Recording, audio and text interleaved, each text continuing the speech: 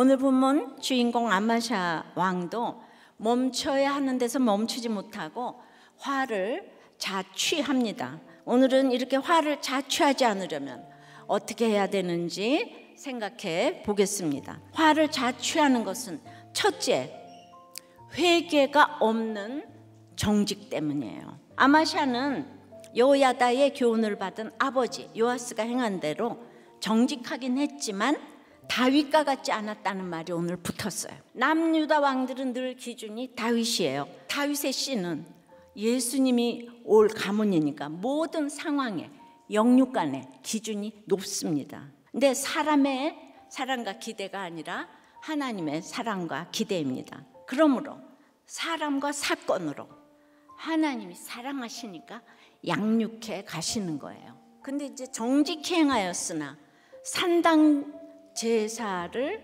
제거하지 못했다. 산당은 가나안 토속신앙의 유산이에요. 산 위에 세워두고 우상에게 복을 빌던 장소예요. 원래 있어서 안 되는 우상숭배 장소입니다. 유다 왕들에게는 이 산당이 이런 평범 속에 저질러지는 악이었습니다. 그러나 아마샤 입장에서 보자면 이 산당을 내버려 두는 건 어쩔 수 없는 일인 거예요. 이렇게 죄와 타협하는 게 화를 자취하는 시작이 되는 거예요. 이 정직하고 다윗은 어떤 차이가 있을까요? 다윗은요 회개했어요.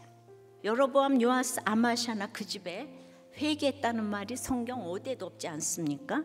내가 자녀에게 줄 최고의 유산은 내가 완전한 것이 아니고 회개하는 모습을 보여주고 가는 거예요.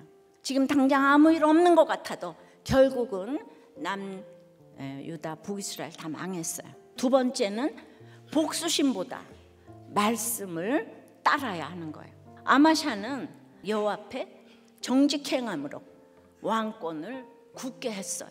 지금까지 이렇게 잘하다 힘이 딱 생기자마자 아마샤가 한 일이 아버지 요아스를 죽인 신복들을 죽인 거예요. 아버지 원수 갚은 거예요. 하나님을 욕되게 했기 때문에 그 아버지가 율법주의 신복들에게 살해당한 것은 삶의 결론인 거예요. 정직하다고 외치면서 모조리 원수 갚는 것에 골몰하는 것이 정직의 한계인 거예요. 에돔은 다윗 이후에 유다의 속국이었어요. 유다 왕 여호람 때 유다를 배반하고 독립합니다. 그 이후 유다 왕 누구도 에돔에게 손을 못 댔어요. 근데 아마샤가 처음으로 에돔을 공격한 거예요. 아마샤가 남유다에서 동원한 군대가 30만 명인데 그것도 모자라서 북이스라엘에서 돈을 주고 용병을 10만 명을 샀어요. 출정을 하는데 어떤 하나님의 사람이 아마샤를 찾아와요. 그래서 북이스라엘 용병 10만 명을 돌려보내라. 이유는 하나님께서 북이스라엘 사람들과 함께 하지 않으신다. 그리고 이 말 듣고 용병 10만 명을 탁 돌려보내요. 에돔에 대한 아마샤의 승리는 이 순종에 대한 하나님의 보상이었습니다. 10,000명을 잡았으면 되지. 10,000명을 산꼭대기 끌고 올라서 절벽에서 한 명씩 다 떨어뜨려서 부셔뜨렸대요. 여기에는 복수는 나의 힘. 우리도 안팎으로 삼족을 복수하고 싶은 원수가 있어요. 택자가 따라야 할 길은 복수심이 아니라 하나님의 말씀입니다. 복수심만 따르면 화를 자취하는 거예요. 세 번째는 교만도 말이에요. 네가 감히 하는 교만을 그쳐야 합니다. 에돔 정벌에 성공한 아마샤는 북이스라엘 왕 요아스에게 대면하자고 해요. 싸우자는 거예요. 아마샤가 이제 하나님의 사람의 말을 듣고 북이스라엘 용병 10만 명을 돌려보냈잖아요. 근데 그 사람들은 그게 직업이잖아요. 그러니까 뒤통수 맞은 거예요. 예. 그래서 사고를 이제 친 거예요. 베토론 등 국경에 있는 성읍들을 약탈하고 사람도 3,000명이나 죽였어요. 그러니까 아마샤는 이 일에 대해 강하게 문제 제기를 하기 위해서 요아스에게 대면하자. 아마샤가 하나님의 사람 말을 들은 것이지만 이스라엘 입장에서는 갑자기 일자리를 끊은 거잖아요. 요아스는 나무에 우화를 들어서 대결을 거절해요. 아마샤가 듣지 않았어요.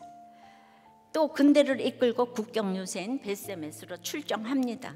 지금은 아마샤가 에돔과의 전쟁에서 이겼다고 잠시 뒤에 망할 이 화를 전혀 알지 못해. 그래서 화를 자취하는 거예요. 아마샤의 가장 큰 문제는 듣지 않는 거예요. 다 자기가 보고 싶은 것만 보고 듣고 자기 생각 속에 갇혀서 함부로 말하고 함부로 행동합니다. 이런 태도가 바로 교만이에요. 예, 화를 자취하고 멸망으로 내려갑니다. 듣는 귀가 열려 들어야 할 말을 잘 듣고 무엇보다도 하나님의 말씀을 듣는 사람이 되시기를 바랍니다.